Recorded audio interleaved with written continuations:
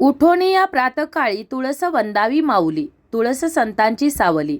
मुकुट वाहिले विष्णूने, तुळस असे ज्याच्या दारी. लक्ष्मी वसे त्याच्या घरी, एओनी श्रीहरी क्रीडा करी स्वानंदे. तुळशीसी मंजुळा येता, पळ सुटे यमदेवता. अद्वैत तुळ कृष्ण स्मरता, नासे दुरित चित्ताचे. जे जे तुळसी घाली ती उदक, ते नर पावती ब्रह्मसुख. भगवान श्रीकृष्णांची पत्नी सत्यभामेने अहंकाराने कृष्णाची सुवर्ण तुला केली. एका पारड्यात भगवान श्रीकृष्ण व दुसऱ्यात सर्व 16,108 राण्यांचे दागिने घातले.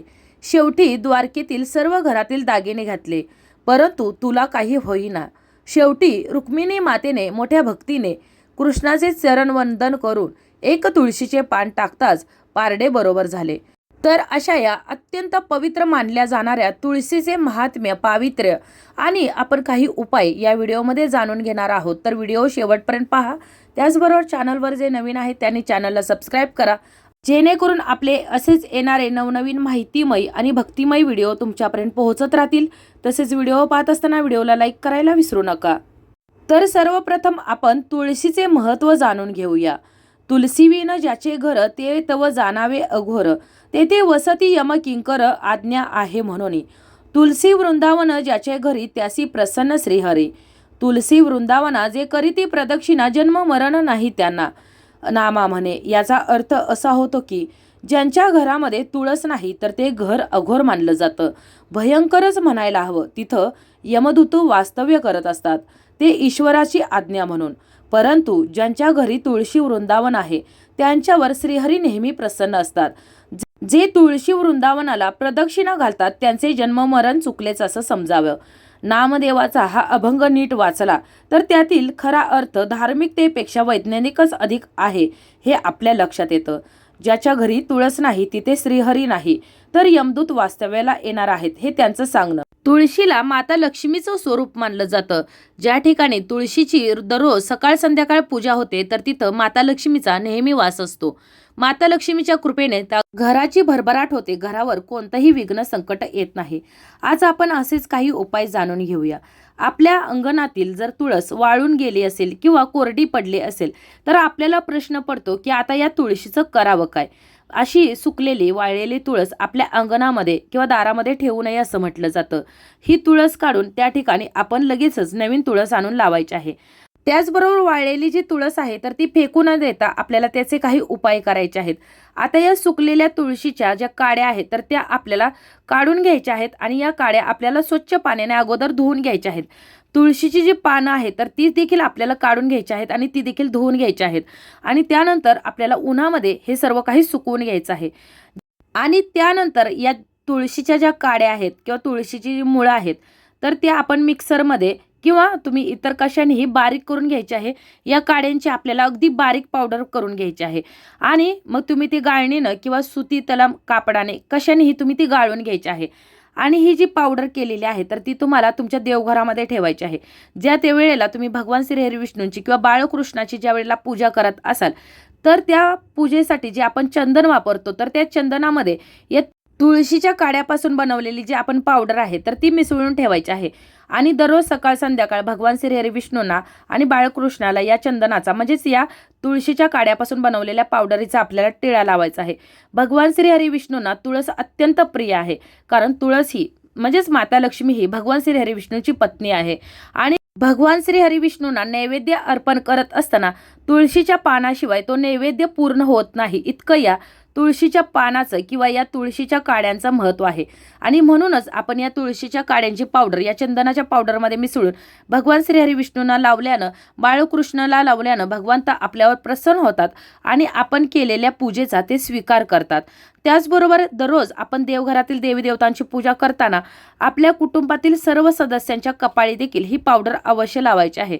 त्यामुळे आपलं मन स्थिर राहतं, शांत राहतं, शरीरामध्ये सकारात्मक ऊर्जेचा संचार होतो, आत्मविश्वास वाढतो, मन एकाग्र होतं. त्याचबरोबर रोज सकाळी अर्धा चमचा तुळशीच्या या काड्यांची जी पावडर केलेली आहे तर त्या पावडर सोबत तुम्ही अर्धा चमचा मध घ्यायचा आहे आणि त्याचं सेवन करायचं आहे, ज्यामुळं शरीरातील रोगप्रतिकारक क्षमता वाढण्यास मदत होते. आणि आपली जर रोगप्रतिकारक क्षमता जर मजबूत असेल तर आपण कोणत्याही आजाराचा सामना सहज करू शकतो. तर आता आपण तुळशीच्या काडीचे उपाय जाणून घेतले, म्हणजेच काडीपासून केलेल्या पावडरचे. आता आपण तुळशीची जी सुकलेली पानं आहेत तर त्यांचे उपाय आपल्याला कसे करायचे आहे तर ते पाहूया. तुळशी मातेची दररोज नित्यपूजा केल्यानं घरामध्ये सुख समृद्धी नांदते. पण तुम्हाला माहित आहे का, तुळशीप्रमाणे तुळशीच्या पाण्याचेही अनेक फायदे आहेत. तुळशीची पाने घालून तयार केलेले पाणी अत्यंत पवित्र असतं. प्रत्येकालाच माता लक्ष्मीची कृपा हवी असते. लक्ष्मीची नेहमी त्यांच्यावर कृपा असावी आणि त्यांच्या घरात कधीही धनधान्याची संपत्तीची कमतरता भासू नये अशी प्रत्येकाचीच इच्छा असते आणि यासाठी आपण अनेक विविध उपाय देखील करत असतो. परंतु कधी कधी असं होतं की आपण कितीही पैसा कमवला, कितीही कष्ट केले, मेहनत केले, तरी देखील आपण कमवलेला पैसा हा घरामध्ये टिकत नाही. कोणत्या ना कोणत्या मार्गाने तो घराबाहेर जातो आणि अशा वेळेला जर तुम्ही तुळशीच्या पानांचे जर काही उपाय केले तर तुमच्यावर अशी कधीही वेळ येणार नाही. तुमच्या घरातील लक्ष्मी कधीही घराबाहेर जाणार नाही. आता त्यासाठी तुळशीच्या पानांचा पहिला जो उपाय आपल्याला करायचा आहे तर तो उपाय आहे, आपल्याला तुळशीची पानं भिजवलेली जे पाणी आहे ते अत्यंत पवित्र पाणी मानलं जातं. तर ते पाणी संपूर्ण घरामध्ये शिंपडायचं आहे. त्यासाठी रोज संध्याकाळी झोपताना तुळशीची वाळलेली 2 ते 3 पानं आणि चिमूटभर हळद हे टाकून आपल्याला रात्रभर पाणी ठेवायचं आहे आणि दुसऱ्या दिवशी सकाळी आपल्या घरातील देवपूजा झाल्यानंतर हे पाणी आपल्या संपूर्ण घरामध्ये शिंपडायचं आहे. जेणेकरून आपल्या घरामध्ये जी नकारात्मकता पसरलेली असेल, निगेटिव्हिटी पसरलेली असेल तर ती दूर होण्यास मदत होईल. त्याचबरोबर तुळशीची जी वाळलेली पानं आहेत तर ती आपल्याला थोडीशी घ्यायची आहेत. अगदी मुठभर घेतली तरी देखील चालतील आणि ती एखाद्या लाल रंगाच्या कपड्यामध्ये किंवा पिवळ्या रंगाच्या कपड्यामध्ये बांधायची आहेत. त्यामध्ये आपल्याला चिमूटभर हळद आणि 2 लवंगा ठेवायच्या आहेत आणि ती पोटली माता लक्ष्मी समोर तुम्हाला ठेवून द्यायची आहे. एक रात्रभर ही पोटली माता लक्ष्मी जवळ तुम्हाला ठेवायची आहे आणि दुसऱ्या दिवशी तुम्हाला ही पोटली तुमच्या तिजोरीमध्ये, जर तुमचा व्यवसाय असेल तर तिथं गल्ल्यामध्ये तुम्ही ठेवू शकता. परंतु ही पोटली माता लक्ष्मी जवळ ठेवल्यानंतर माता लक्ष्मीला तुमच्या सर्व इच्छा मनोकामना पूर्ण करण्यासाठी आणि माता लक्ष्मीचा एक मंत्र जप देखील करायचा आहे. तर तो मंत्र जप असा आहे, ओम श्री महालक्ष्मी नमो नमः. या मंत्राचा तुम्हाला 108 वेळा जप करायचा आहे. त्यानंतर शक्य असेल तर श्री महालक्ष्मी अष्टकम किंवा श्री सुक्तमचं पठण करायचं आहे आणि त्यानंतर दुसऱ्या दिवशी सकाळी आंघोळ झाल्यानंतर, देवपूजा झाल्यानंतर आपल्याला ही पोटली तिजोरीमध्ये किंवा ज्या ठिकाणी तुमचे पैसा ठेवत असाल, धनधान्य ठेवत असाल तर त्या ठिकाणी किंवा तुमच्या एखाद्या गल्ल्यामध्ये ठेवू शकता. त्याचबरोबर सकाळी ज्या वेळेला आपण आंघोळ करू, स्नान करू, तर आंघोळीच्या पाण्यामध्ये देखील तुळशीची 4 पानं आपल्याला टाकायची आहेत. ज्यामुळं आपल्या शरीरामध्ये जी नकारात्मकता आहे तर ती दूर होईल आणि माता लक्ष्मीचा आशीर्वाद देखील आपल्याला प्राप्त होईल. जर घरामध्ये वास्तुदोष असेल किंवा ग्रहदोष असतील, एखाद्याला करणी बाधा केली असेल तर घराच्या आग्नेय दिशेला आपल्याला तुळशीचं रोप लावायचं आहे आणि या तुळशीच्या झाडाला रोज पाणी द्यायचं आहे. तुळशीच्या मुळाशी दररोज 3 सांजेच्या वेळेला तुपाचा दिवा प्रज्वलित करायचा आहे.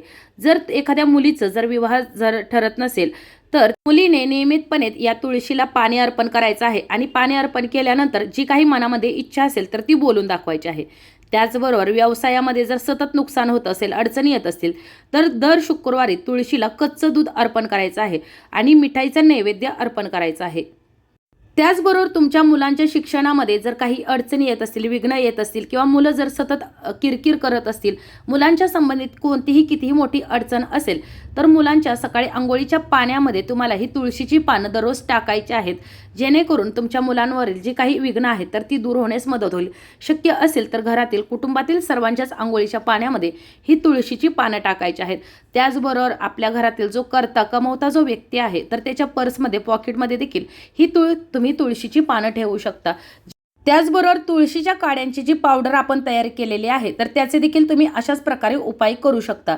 तुम्ही जर एखाद्या महत्त्वाच्या कामासाठी जात असाल आणि ते काम जर तुमचं पूर्ण होत नसेल तर त्यावेळेला तुम्ही या तुळशीच्या काड्यांची पावडर तुमच्या कपाळी लावायची आहे. जेणेकरून माता लक्ष्मी तसेच भगवान श्री हरी विष्णूंचा आशीर्वाद तुम्हाला प्राप्त होणार आहे. आणि दररोज सकाळी आपल्याला देवपूजा झाल्यानंतर भगवान श्री हरी विष्णूंना मी अगोदर सांगितल्याप्रमाणे हा टिळा लावायचा आहे. जेणेकरून भगवान श्री हरी विष्णूंचा, बाळकृष्णाचा, माता लक्ष्मीचा आशीर्वाद आपल्यावर, आपल्या कुटुंबावर सदैव राहील. तर अशा प्रकारे आपल्याला या तुळशीच्या वाळलेल्या काड्यांचा तसेच तुळशीच्या वाळलेल्या पानांचा उपाय करायचा आहे. जेणेकरून माता लक्ष्मीचा आशीर्वाद तर लाभणारच आहे, घरातील सर्व संकटे, विघ्न दूर होणार आहेत. चुकूनही तुळशीचे वाळलेले रोप असेल तर ते फेकू द्यायचे नाही, तर त्याचा आपल्याला अशा प्रकारे लक्ष्मी प्राप्तीसाठी उपाय करून घ्यायचा आहे. त्याचबरोबर या तुळशीच्या सुकलेल्या झाडाला आपला पाय लागणार नाही याची देखील विशेष काळजी आपल्याला घ्यायची आहे. तुळशीचे रोप हिरवेगार असो किंवा सुकलेलं असो, ते माता लक्ष्मीचं स्वरूप आहे, त्याच्यामुळं आपल्याला ही विशेष काळजी घ्यायला हवीच. त्याचबरोबर तुळशीचे रोप आपल्या अंगणामध्ये लावत असताना त्याची देखील आपल्याला विशेष काळजी घ्यायची आहे. योग्य दिशेलाच आपल्याला हे तुळशीचं रोप लावायचं आहे आणि जर तुळस जर सतत सुकत असेल तर आपण समजून जावं की आपल्या घरावरती कोणती ना कोणती संकट विघ्न येणार आहेत आणि त्यामुळेच आपण तुळशीचे रोप लावत असताना किंवा तुळस सुकणार नाही याची विशेष काळजी घ्यायची आहे.